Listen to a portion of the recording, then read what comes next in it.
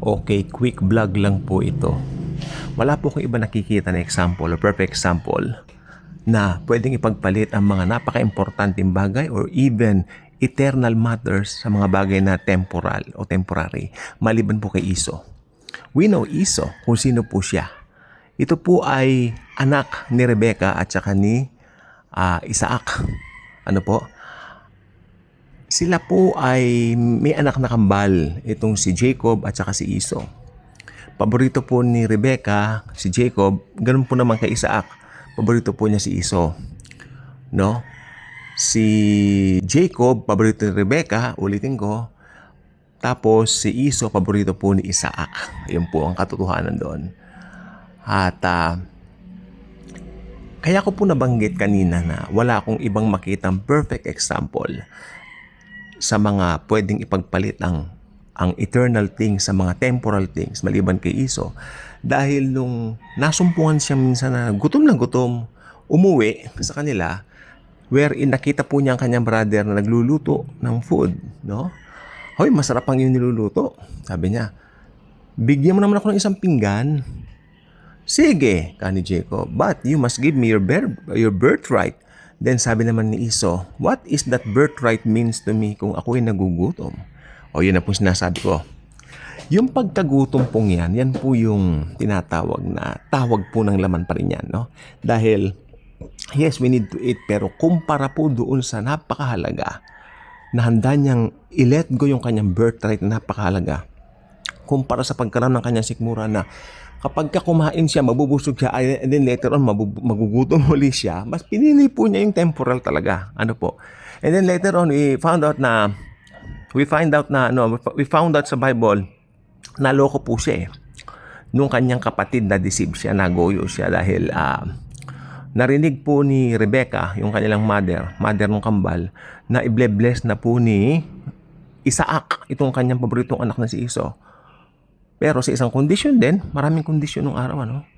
Ipanghuli muna siya ng kanyang paboritong pagkain, ipanghuli siya ng hayop na kanyang paborito, whatever is that, yung hayop na yun. Ipagluto mo ako ng ganon, sabi niya, pagkatapos, ayun, i-bless kita. Umalis na po si Iso. Si Iso po pala balbon. Si Jacob makinis, no? So, may pagkakaiba po yung kambal. So, makikita po natin dito, malamang kaya siguro paborito ni Rebecca yung anak niya lalaking si Jacob dahil makinis, no? Wherein si Iso, balbon, masculine ang dating. Sa tatay naman. Anong nangyari po ganito? Narinig po pala ni Rebecca na i-bless na po yung kanyang anak na si Iso. You will be Lord over Jacob, sabi ni Isaac. Hindi papayag si Rebecca, kaya gumawa siya ng paraan. Sabi niya, tingnan mo yung kapatid mo umalis ngayon. Maglagay ka ng balahibo ng gano'n. Kunwari, ikaw si Iso. And then, ipagluto mo siya ng ganitong pagkain, then pumunta ka. And then, siya po ay pumasok nga po doon sa room where nandun po yung kanilang ama. Malamang bulag na po, matandang-matanda na si Isaac. Is that you, Iso? Yes, father, kanya. Sabi na nagpapanggap ni Iso na si Jacob. Si Jacob na po yon. Hawakan ko nga ang iyong balat. Ayun, nakapangan niyang balahibong nilagay na peke. Then bless po niya si Jacob. Pagdating po ngayon ni Iso, tatay, dumating na po ako.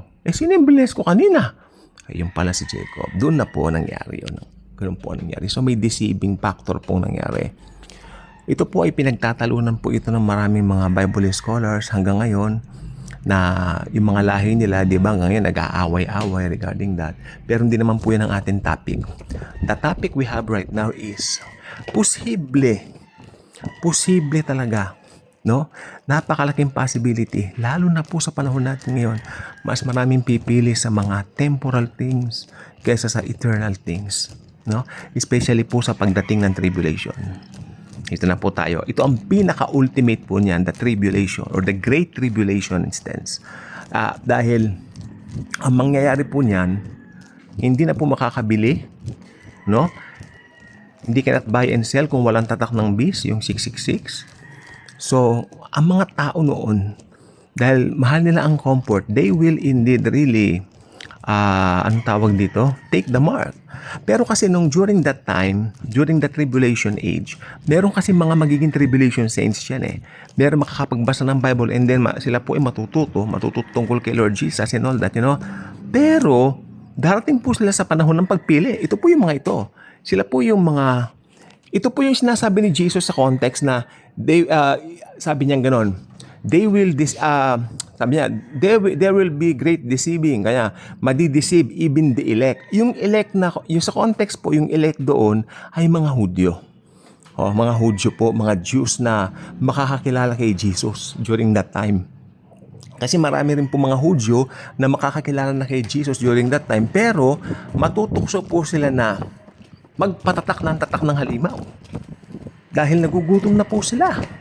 Ayun. Ganon din po, may mga gentle din po syempre na magiging mga tribulation saints during that time. Kaya ang mangyayari po niyan is this. Magdidesisyon po ngayon sila. Pinakamahirap na desisyon na i-undergo sa buhay po nila. Malungkot, some will take the mark dahil out of pagkagutom. Pero pag natatakan po kasi sila, forever na po yung mark po sa kanila. They will belong to the devil forever. Kasi selyo na po ng Diablo yun. Sa kanya na po sila forever.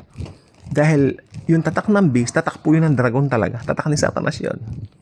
Kaya pag natatakan po sila noon, may ownership na po si Satan sa kanila. Wala na pong tanggalan yun. Yun na po yun. Okay? Kaya nakakalungkot dahil po marami magugutom that time. May magsasabi pa na malamang nito, oy, maiintindihan naman ni Lord kung bakit ako magpapatatak. Kasi gutom na ako. Jesus will understand. Yes, ang puso po ni Jesus malaki, malawak. Pero ang problema, yung ginawang tatak sa'yo, tatak po ng Diablo. Ownership ng Diablo. Nadaya ka, nagoyo ka. Hindi mo rin pwedeng isabi sa Lord, nadaya po kasi ako. Hindi po pwede yun. Kasi talagang tatak ng Diablo, yung tatak sa'yo. Yun pong usapan doon. Ownership na po ni Satan yung buhay. Kaya nga po, kung sino makarinig po nito sakaling naiwan sa rapture, at mapunta ka doon sa punto na maging tribulation saints kayo, makakilala kayo sa Lord. Tapos, dahil nagugutom na kayo, at kahit anong mangyari, do not take the mark. Because if you do, mag-aari na kayo ng Diablo forever. Satan will own you forever. Okay? So, yun lang po. At ibig sabihin, makakasama po niya kayo. Alam niyo po ba, si Satanas, gustong makasama ang mga tao doon sa impyerno, doon sa Gehenna. Wala pa pong tao sa Gehenna. Kasi ang unang magiging tao doon, Antikristo po, at saka yung false prophet. Wala pa po naman yung, hindi pa naman po nagra-rapture pa, lumabas po sila sa tribulation. No? So, habang church age pa, believe in the Lord Jesus and you will be saved, you and your household. Kaya ang kaligtasan po talagang napakahalaga, nakatutok lang po sa ginawa ni Kristo sa krus ng Kalbaryo. Yun at yun lang po, wala na pong iba. Ang kaligtasan natin ay si Jesus at si Jesus lamang po. Okay? So, alam natin, when we possess eternal life, hindi na po ito mawawala sapagkat ang naglagay sa atin ng righteousness ay si Jesus. Ang nagpatawad sa atin ay ang Panginoon. Kaya ang kaligtasan na ibibigay sa atin permanent. Hindi mawawala ang kaligtasan mo. Salvation cannot be lost anymore because ito po ay binigay sa iyo ng Panginoon. Lord ang nagbigay sa iyo niyan. Kaya bibigyan ka niya ng bagong buhay, ng bagong puso. No? At magkakaroon ka ng pananabik sa salita ng Diyos, magkakaroon ka ng pananabik na mahalin ng mga tao na hindi mo natin ginagawa, magkakaroon ng malaking pagbabago sa buhay mo once na naniwala ka sa tinapos na gawa ni Kristo sa krus ng Kalbaryo at siya ay maging Panginoon at tagapagligtas ng iyong buhay. Okay? So, sa umaga pong ito, i-reflect po natin yan at lagi po tayo maging mapagpasalamat dahil bago pa itatag sa libutan, pinili na po tayo. Hindi po katulad ni Eso, huwag tayong gagaya kay Iso, no? At makikita po natin sa buhay ni Iso ang kaibahan ng eternal sa temporal. Ang eternal po ay talaga po namang hindi nakikita sa panahon natin ngayon. Kaya marami pong nagogoyo. Kung nakita po nila yan, hindi na po sila magpapatatak ng gano'n. Kaya lang, hindi nga po nila nakikita ang eternal kasi ang eternal po talaga, nakatakda po lumabas yan sa huling panahon na makikita po ng mga believers pag nag-rapture. Napakaganda po sa heaven. Perfect. Pero yung temporal, magmimistulan ang maganda rito. Halimbawa, nagugutom. Maganda kumain, pero magugutom ka ulit pagkatapos mong kumain. 'Di ba? Ganun po yun. Ay, ganyan yan. At saka ang mga bagay-bagay dito sa lupa, wala pong permanente. Sikat noon na ngayong mga lumang gamit na, hindi na pinapansin. Ganyan po. Kaya, if you belong to Jesus, meron kang isang person sa buhay mo na hindi nagbabago. Tulad ng binanggit ng Bible, Jesus Christ the same yesterday, today, and forever. God bless po.